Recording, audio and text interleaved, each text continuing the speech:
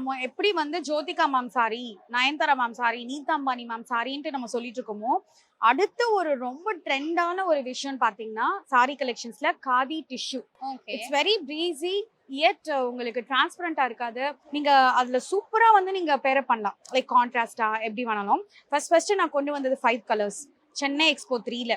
இதே இடத்துல ஃபர்ஸ்ட் டேவே சோல்ட் அவுட் ஆயிட்டு, சாரி மேம் நான் கண்டிப்பா கொண்டு வரேன் நெக்ஸ்ட் எக்ஸ்போல, நான் கண்டிப்பா சீக்கிரம் ஸ்டாக் கொண்டு வரேன் அப்படின்னு சொல்லிட்டு இருந்தது போய் 500 சாரீஸ் டிஸ்ப்ளே பண்ணியிருக்கேன். 5000 சாரீஸ் ஸ்டாக்ல வச்சிருக்கேன். கலர்ஸ்லாம் வேற லெவல்ல இருக்கும்.